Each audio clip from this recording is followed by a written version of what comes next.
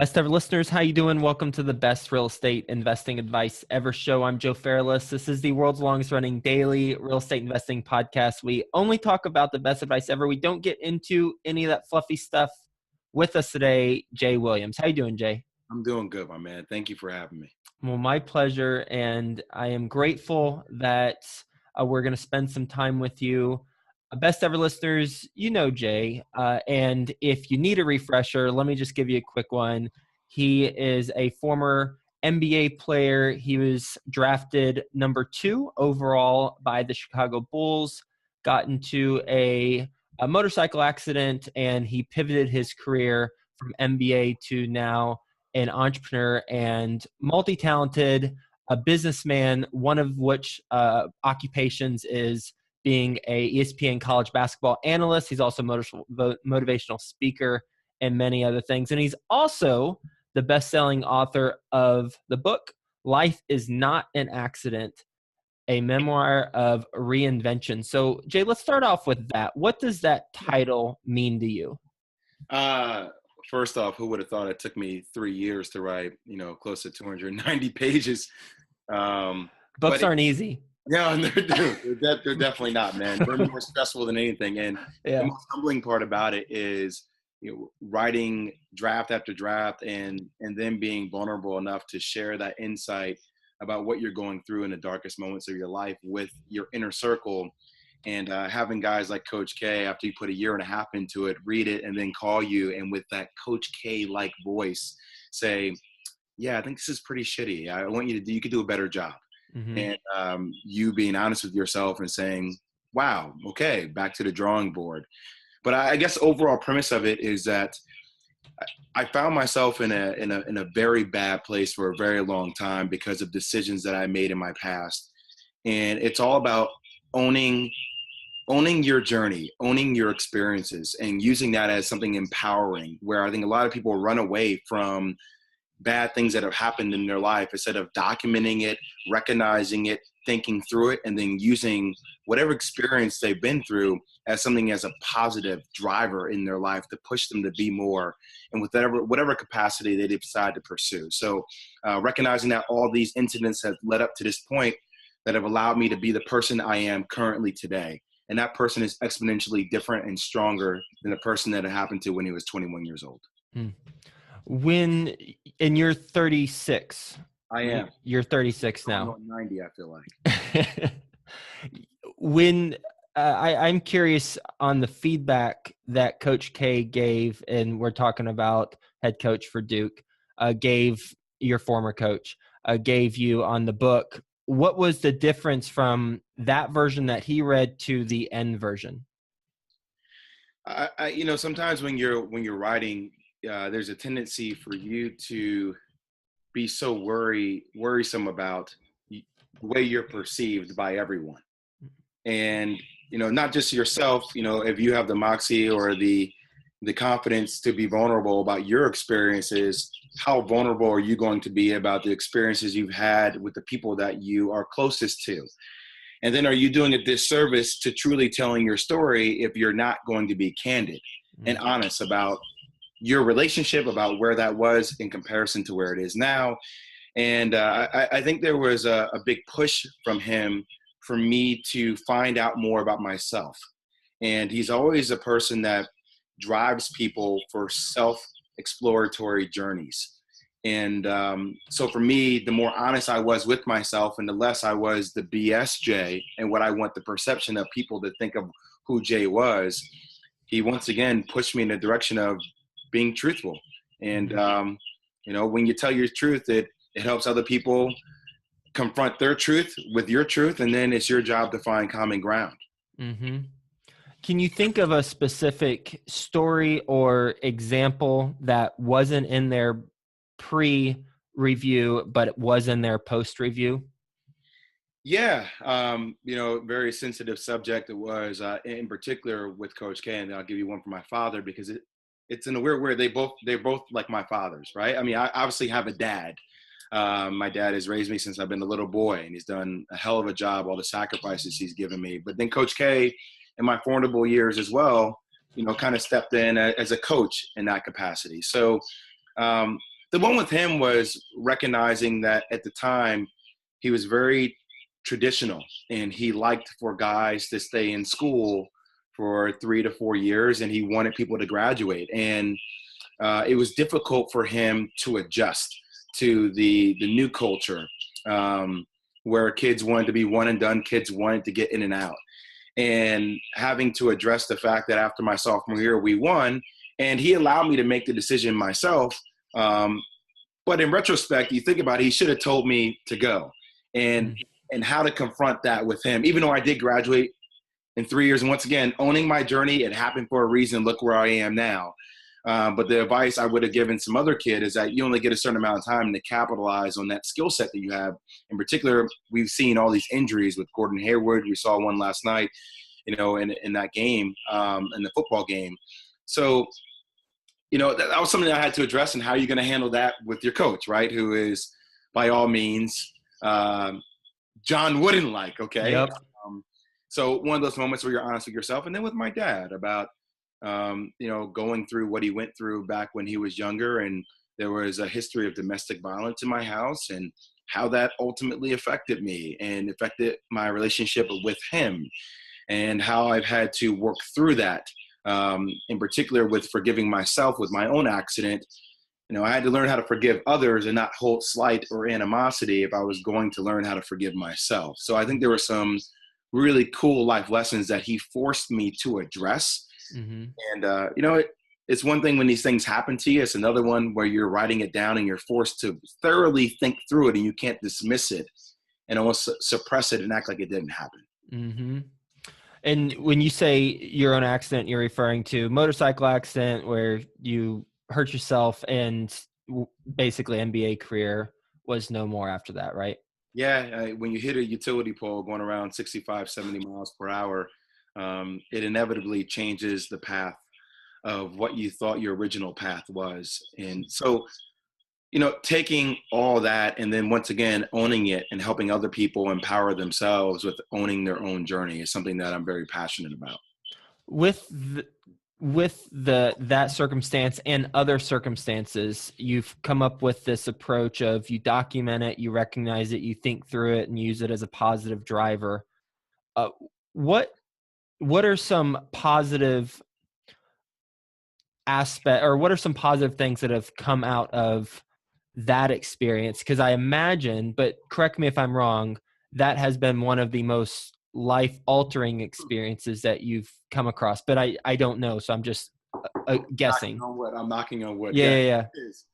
There have been a lot of positives. One is that it really pushed me as far as how I look at life, right? There's a tendency from people that I know that the smaller things, the minutia really affects them.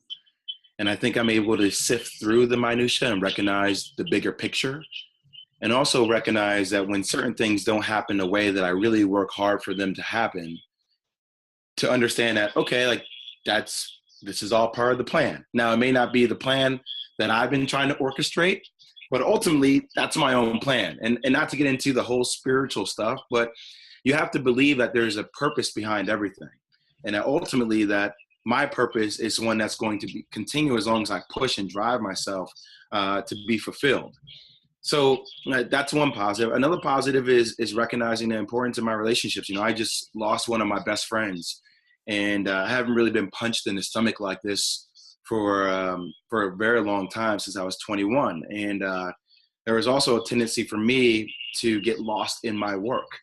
When you go through something like that at the age of 21, the same kind of passion I had towards basketball, I had to translate into work.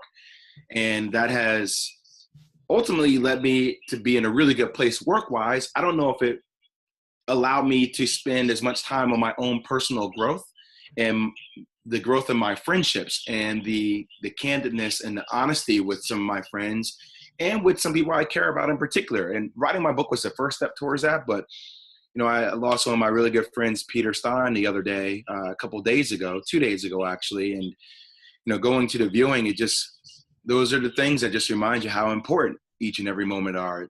that you spend with the people that you love. And once again, I was able to sift through the minutia work-wise, but then I wasn't able to sift through a lot of minutia personally as well, friendship-wise and family-wise. So these are things that, it's like Icarus. As you fly higher, sometimes, you get up and you see the sun, you get knocked down, and it makes you appreciate the entirety of the journey. From a business standpoint, and we talked about this prior, and my thoughts first and foremost are with your friends, family, and you and everyone that was affected. And whatever we can do as a community, please let us know. From a business standpoint, how what are your focuses with, you got ESPN, and then what other areas of focus take up your time during the day? One of the things that happened for me, and it's funny seeing how other people have been able to really build upon it. In particular, Gary Vee is a good friend of mine, and also another guy named Scooter Braun, who I've known since I've been 13 years old, who represents, Justin Bieber and Kanye, and has done tremendous within the entertainment realm, is that you start seeing the play of content. And one of the things that I've been able to do, and I got lucky enough to do that, is that I invested in a company in New York City called the Leverage Agency back around 2006, 2007, with a guy that I've known for a very long time, Ben Sterner, and procuring. I know Ben. I used to work with Ben. Small world, right? Yeah. So, and Bill, Ben's incredible. I kind of call him, he's like Russell Crowe in Beautiful Mind, right? Like his ability to put together things, and he's constantly coming up with ideas. And it was a way for me to be connected to more brands. And I had this network of people that I had met throughout my tenure at Duke, and having other assistant coaches become head coaches. And Tommy Amaker goes to Harvard, Chris Collins goes to Northwestern, Mike Bray's at Notre Dame, Johnny Dawkins was originally at Stanford before he went to UCF. And you're tapping into this network along with other friends, and you start to recognize, okay, I have this great network. How can I leverage it? But how can it be truly authentic to who I am? Mm-hmm. So working with Ben, being a partner with Leverage, procuring sponsorships for major events. And now I'm on the verge. I consult with Players Tribune, helping them build out content, because I recognize, and I started to a while ago, okay, the traditional model in which brands have worked with agencies is becoming more antiquated by the second. So you're seeing a lot of brands that are internally trying to create their own content, their own collateral. And how are they building out their brand voice, right? And who are some of their distribution partners in which they're trying to go to market with? So recognizing that and helping other athletes come up with original content on their own, me coming up with original content, bringing the branding advertiser in as a partner, working with a multitude of different distribution companies. That's, Players Tribune, that's, working with Twitter and Facebook, and coming up with original series is something that I'm really passionate about now, in conjunction with still working with Leverage and still investing in small things on the side. Mm. When you decide to invest your time, because I imagine that's the most precious resource that you consider you have versus money, but the time, what do you look for before you dedicate your time towards something? I look for thoroughness, and I'm a little bit old school as well. I also really pay attention to the due diligence of the party that I'm potentially going to work with. Detail is everything for me. So if you're paying attention to what my story is and who I am, are you trying to make a ball fit into a round square, or are you trying to make it fit into a square peg? So, and then also the candidness. I like authenticity. I like things that really blossom naturally. That's my MO. I'm more of an emotional guy. Now, I'm not saying I'm not going to do my own research and do my own due diligence and be thorough, because I am.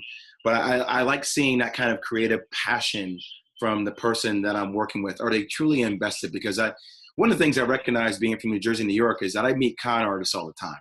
I meet people who are really good at talking, and people that can put themselves in scenarios that you would never expect. And I think now, recognizing that I've been faced with a lot of these people, okay, you know, how thorough are you? Are you going to follow up? Are you going to be on the conference call when you say you're going to be on the conference call? Everybody has a quick fix ideology these days. And that stuff is becoming easier for me to sift through. Mm-hmm. So the more I can do that, and the more I can see the authenticity of the person I'm working with, that's the first step to allow me to say, okay, this person has my attention, they have my time. Mm-hmm. Is there a screen? Are there any questions that you ask, or is it more you thin slice based on your interactions with the people and then you go from there? I do the latter, but I have a team that literally puts you through a pit bull session. And what I mean by that is, you know, the team I have and the team I put on board are people that I've trusted for a very long time and that are also very thorough and detailed. So when I start putting you through the blitz territory of all the different questionings, if that's from my financial advisor, if that's from my accountant, if that's from, you know, my business manager, if that's from one of my other partners in my other business, I really put you through it. And if you don't answer the questions within the time frame they ask you, I start wondering, okay, like, you know, what are your true intentions? Are you just looking for a quick answer, a quick hit, or are you actually really involved in this for the long run? With your business now, and your focus, how do you see it evolving in the next couple years, if at all? Well, it's on a multitude of levels. So the TV side, first off, it's going to be fascinating to watch as subscriptions continue to go down with the lights of Apple and live streaming. It's inevitable before you feel like an Amazon, a Netflix, or an Apple will own live sports content, or if you'll have leagues. Now the money's great right now, but if you have leagues that eventually go to a subscription model where they make you pay, I mean, they're already essentially doing that, right? But just owning all the rights outright. Mm-hmm. And also for, in particular, teams, you know, instead of allowing these third tier production companies to come in and film all this great content, own it yourself. You know, if you're the 76ers and you hear Joel Embiid talk about the process, why not figure out some kind of rev share deal with Joel Embiid since he's already an employee and keep that all in-house? So inevitably seeing it go to that direction and working with different brands to, you know, obviously I think those rates are going to increase drastically. On the production side, seeing more now about real original content, right? Recognizing a year and a half ago, and I was on Mike and Mike talking about this, you know, for all the craziness that comes along with LeVar Ball, it's brilliant. It's brilliant. You know, to have a deal with Facebook and to create your own brand. You know, I posted something today on my Instagram about, you know, I do these talks to these kids all the time. And I say, you know, are you preparing your plan? And a lot of people talk about wanting to be a millionaire, wanting to be a billionaire, but are you really starting to thoroughly think through the process of how you're going to get there? And do you recognize that right now you are your own brand? And, you know, LeVar Ball was able to recognize that for Lonzo, and he's done the same with LaMelo, and he's done the same one with everybody that's in his camp. And there's strength that comes along and leverage that comes along with that. So for athletes, you know, I really like what TPT is doing. I like what Bleacher Report is doing. Obviously, they're killing the game digitally, and even kind of the cross-pollination of their content, like them owning House of Highlights. And people not even recognizing that Bleacher Report owns House of Highlights, but how you end up going to House of Highlights for all your highlights, and what are some of the advertisers they're working with. And so you're seeing a lot of this. The linear equation is losing a ton of support, and it's all becoming how you really amplifying your voice digitally, and how do you have access. And I think people, especially athletes in particular, are finding out the power of their own voice. So helping other athletes in conjunction with myself and doing co-pro deals to bring that to light. When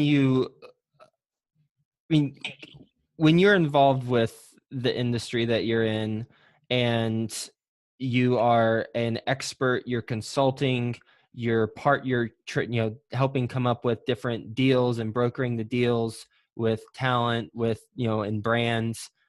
you have reinvented yourself, and that's, and that's part of your title in your book. What are the keys to effectively reinventing yourself when you are either forced to change a career or choose to change a career? I spoke a year ago at Delta, and I spoke in front of about 250 of their employees at one of their retreats. And it's really something I think that's applicable to everybody, because I've seen it. One of the reasons I wrote Life is Not an Accident is because I recognize that, yes, I had a motorcycle accident, but the word accident can equate to everybody pretty much in their life. Now, hopefully your accident may not be as extreme as my motorcycle accident, but at the same time, for you, if you dislocate your knee or if you tear your ACL, that could be the worst thing that ever happens to you in your life. And that's a God blessing. But for you, you might look at that as something that's traumatic overall, and overall change the path of your life. So the first thing I say to people is that it's the same kind of business analogy that I gave before that is applicable to everyone. You are your own business. And even for me, when I talk to my employees, I say that I want you to think about yourself as your own business, because the more you think about yourself as your own business is the better overall that my business will do, because you'll take more ownership on what you have. So are you going to be that person that, and I have friends that do this and I watch it from afar. Do you come in, do you punch your clock at 8:00? And then when it's time to punch out at 5, are you the first one to punch out and you've done your bare minimum? Or are you trying to push yourself to be more, to elevate yourself and elevate the business? So the first question I say to people is, who's on your board, right? So I have a board with a multitude of things I'm involved in. And, every board meeting I go to, I see different CEOs who are literally sweating their tails off. I mean, they're nervous as hell each and every time, because it's their job to answer to this board on a quarterly basis about where the company was, where the company currently is, and if we're on schedule to get the company for what our Q1 goal or Q2 goal, whatever it may be is. So if you're your own brand and you're your own CEO, first off, who's on your board, right? So even for these employees at Delta, okay, great. If you're in the marketing department, who's on your board? And are you really sitting down with your board, each quarter, and are you candidly assessing where you are, where you want to go, and how you're going to get there with your own board? And then are you going to be vulnerable enough to actually hear feedback from people that you really look up to, or people that you hold high, right? And these people with high standards, if that board is in the vertical of business, and really be open enough to hear and bring in what they tell you. Mm-hmm. And then can you reinvent yourself? Like, this reinvention thing isn't something that happens one time in your life. It's constant. It's almost like an app. It's one of the things I laugh at with my phone. My damn iPhone is constantly updating. Mm-hmm. And I send Eddie Q a note. I'm like, Eddie, seriously, is it the iOS 8? Is it the 9? I mean, it's the new phone's coming up. You're asking me to update my software, and all of a sudden my old phone isn't working again. Very smart. You get me to get the new phone.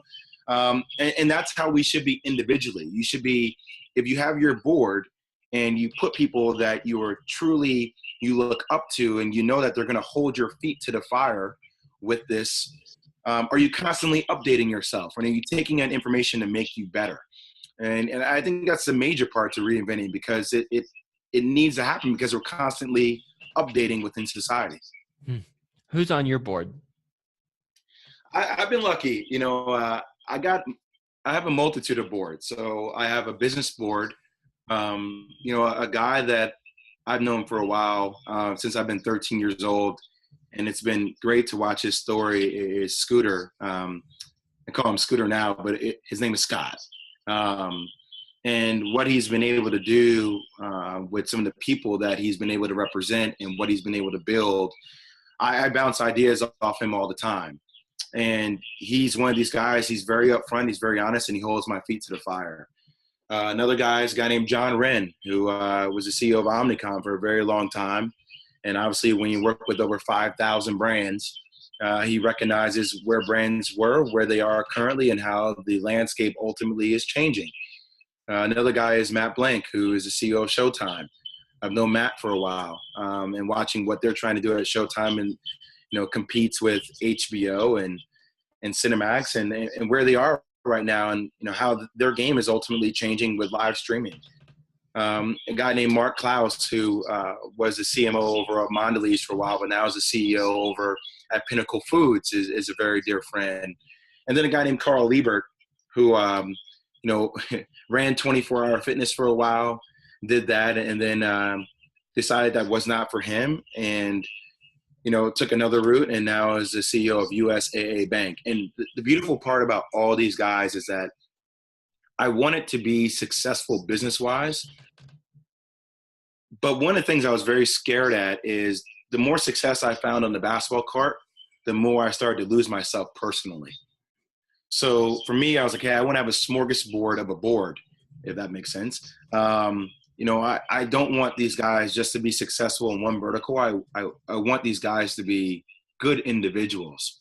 Mm-hmm. And so when I look at Carl Liebert, or when I look at Mark Klaus, or when I look at Scott, these are all guys who are great family men. These are all guys who are, and I know this sounds silly to say, but once again, being authentic to myself and my brand, they're all loyal to their wives. They're all, I watch Mark Klaus, and, every Saturday he's at his sons, Spencer and Logan, he's at their football games, and Spencer goes to Tufts, and Logan plays at a high school in New Jersey, and he splits his time with his wife. And, Carl has 3 sons, and one of his sons, went into the Army. And, I watch that, and that's inspiring to me, because I recognize, you can have both. It doesn't need to be, I can have this and then this suffers. There's actually a way to delegate your time and to be successful, and be a successful father and a successful husband, and run a successful business. Mm-hmm. And those are the stories that I find extremely inspiring to me now. How do you know that it's the value exchange is good enough for them when they're on your board? Because, and here's the background for why I asked the question. Okay. As real estate investors, we want an entrepreneur. I mean, we're all entrepreneurs at heart, right? Yep. So real estate investors, we're entrepreneurs, and that's why I want to talk to you about this. We want to surround ourselves with people who have been there, done that. So John, Matt, Mark, Carl, those are all examples of guys who have been there, done that, and or are currently doing it. And the challenge that we come across as real estate investors in particular is that when we find people who have been there, done that, and perhaps are currently doing it, it's a disproportionate value exchange, because we need information, but they don't need a whole lot from us. So how do you balance the value exchange there, if you do at all? Well, I would ask that individual, how do you measure your hustle? So, I think I've been really blessed, because one of the things that I can't stop doing, when I was playing basketball, I was always on the court working out. And when I started to get involved in business, I found that same burning desire. And my thing was that, yes, the value prop for me was nowhere close to the value prop that it was for the names that I just mentioned. But my thing is, I think I was vulnerable enough with them to recognize that I didn't know that. And I once again, I think the more transparent you can be with people, when I'm vulnerable, and obviously I've had a different background. Being on TV gives me leverage due to my platform. So it opens the door for me to have these type of conversations with these individuals in conjunction with the people that I already know. But one of the things I would tell somebody who maybe didn't have that platform is that, are you doing the small things to make sure that you're noticeable, right? So one of the things that happened to me, I did an internship, right? And it was a really cool experience for me, because I wanted to recognize how hard somebody would work. Now, without saying, I had multiple people come up with this internship, and, I put it out there, and I had a lot of people that came to me and wrote long-winded paragraphs via email. Mm-hmm. But about 98, 99%, that was to the extent they went. Yep. Right? That's how it is. Okay. So, I meet a lot of people who they say they want to achieve success. They say they want to do all these great things, but they once again do bare minimum, and then they get angry if you don't respond. So me, I don't respond to anybody, because I want to see, okay, who's going to constantly send me a note? who's constantly going to find different ways to make themselves stand out. So when you're trying to form that relationship and you're trying to form that connectivity, what things are you doing that are different to really attract that person's attention? You know, are you waiting for them one day after school or one day after you know their location or where they're going to come out of?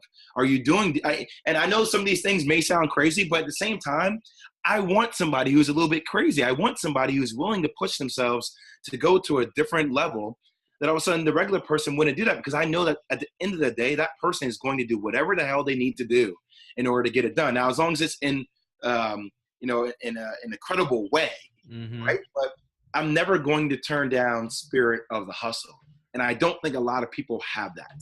So, and with this internship, this one person won in particular, and then all of a sudden it's like, they got the internship and they're waiting for me to give them instructions, and I didn't give them instructions. I want to see what you bring to the table. How are you going to what's your value prop to me? I know what I can do to help you. Yeah. The internship doesn't mean that now all of a sudden I'm going to just give it to you. I want to see how long this goes. I want to see what kind of things you're going to do for my business. And the more you do for me, if you get me and if you hustle with me, I'm going to go over and beyond to make sure that you are successful at the end of the day. But if you come into this opportunity and you worked your tail off to get my attention, and then just because you got it, you think I'm going to give it to you, that's not the real world. That's not how I got doors open, and that's not how the people I worked hard to get their attention, they got their door open. So once again, it comes down to the measure of the hustle for me. Oh, that's beautiful. I love that. Based on your experience, what is your best advice ever for entrepreneurs and real estate investors? Well, on top of the hustle, I think that you have to, inevitably, if you open the door to somebody, either you're going to be a person that does the work or you're not, right? And I think that will be displayed within what you bring to the table once that door is open. But I really think this is becoming a major issue within our world right now. People have lost the ability to do what you and I are doing right now. They've lost the ability to look somebody in the eye and not BS them, but actually be upfront and be honest with them. But still, I can recognize, I like when somebody says, hey, look, today, prime example, I get turned down all the time. So today, it's really in me. I took a stab at trying to reinvent the news. I really did, because I think the linear approach to how we see news is antiquated. I do not want to see news an hour after it breaks. And I am tired of news being skewed. So trying to pitch, I'm not going to say who the company was, but pitch them on, hey, this is a new format of how we see news. And it's going to be 24/7. It's going to be functioning ADHD. And hearing the guy come to me, the head of biz dev for news, sitting down talking to us about, what this company, what their initial goals are, he pretty much said, hey, what you guys are doing, that's not in our wheelhouse. But being able to listen to that and then say, okay, great. Have you thought about this? Have you thought about that? Frankly, I don't want my brand to be where I think your brand is going. I want my brand to be here. So then again, being authentic and being honest. And then I think we both left the meeting saying, I have a lot of respect for them, because their brand, we disagreed on where I think their brand voice should be, but that's the direction they're moving, and we're upfront and we're honest about it. And he knows, where my line in the sand is drawn, and that was good, because I don't want to be BS'd. I don't want somebody to talk me into doing something that I know they can't do.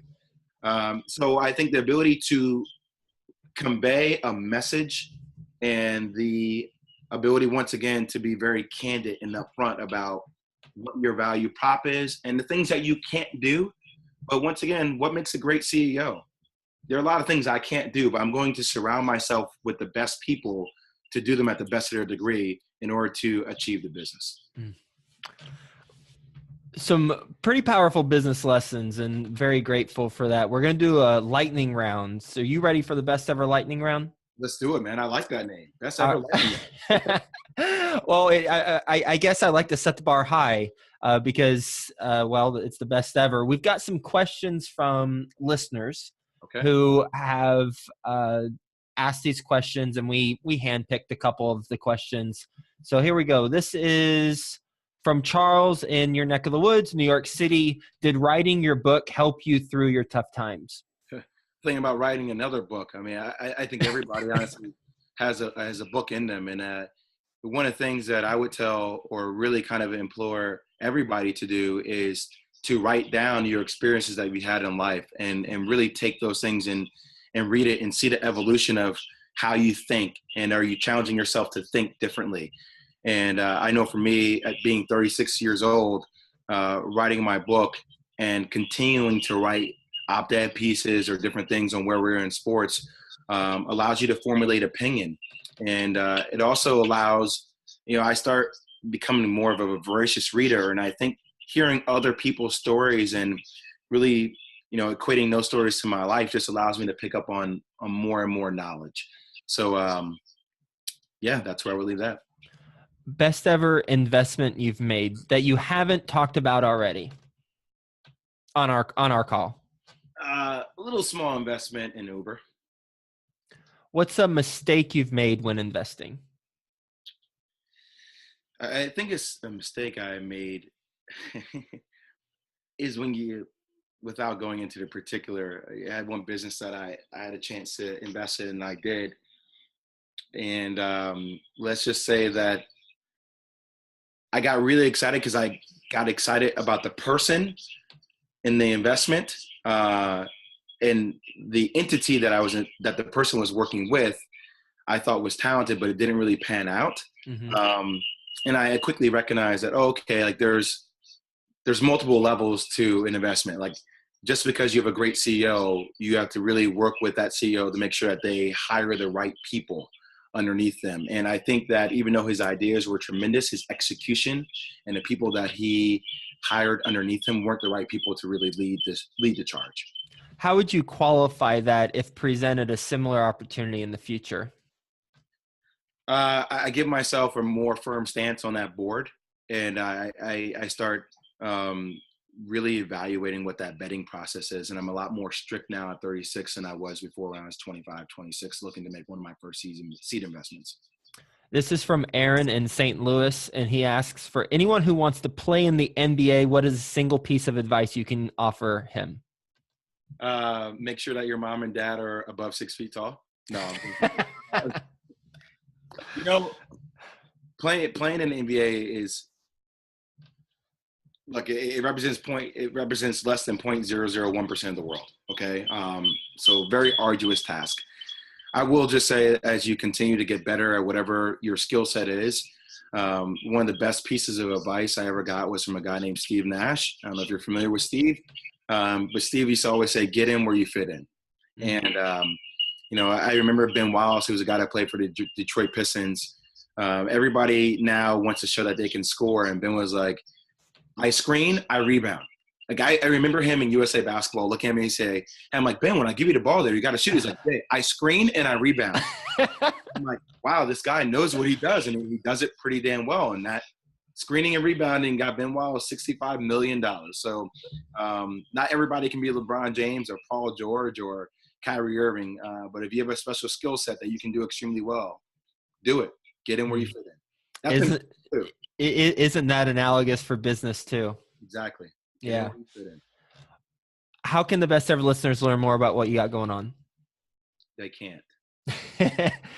Just play this interview on repeat, and that's all we'll give them, right? One of the things that I started a company a couple of years ago called Clandestine Ventures.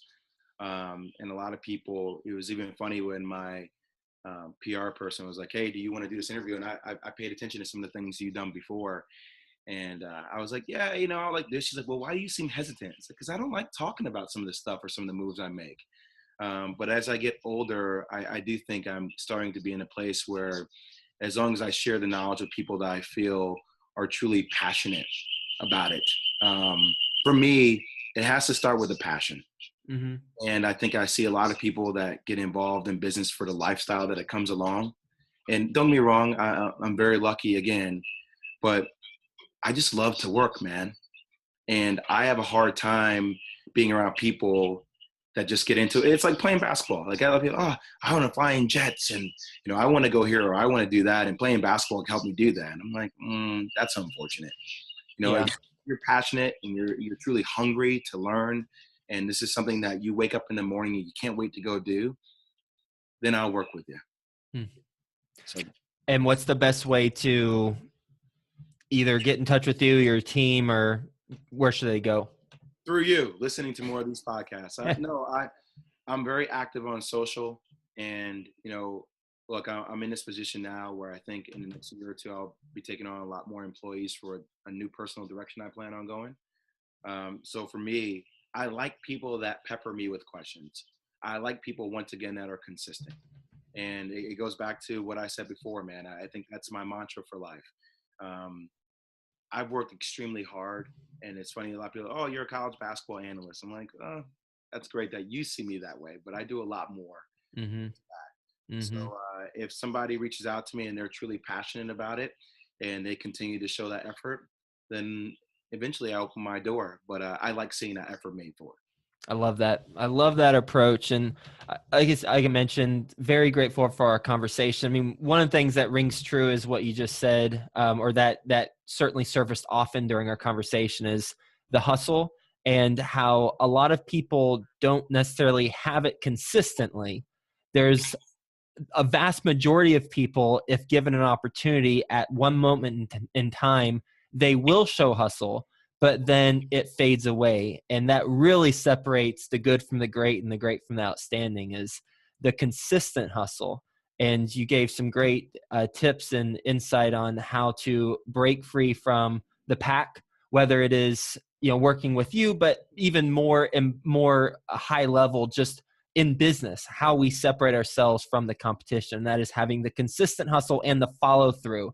I see it often at events where if I speak and I have a bunch of people line up afterwards, I'd say 9 out of 10 people want to speak to me and do some sort of business transaction afterwards, and 1 out of 10 people actually follow through with that. Exactly. And it's just simply because it's convenient for them at the time to talk about it, and they have these ideas, but then they don't have the follow through. And that is what separates the good from the great and the great from outstanding. So thank you for that. Also, your approach to owning your journey and your experiences when things happen that on the surface aren't as positive, then first document it, second recognize it, 3 think through it, and 4 use it as a positive driver to push and do more. So again, really appreciate our conversation. Hope you have a best ever day, and we'll talk to you soon. Thanks for your time, man. I really appreciate it.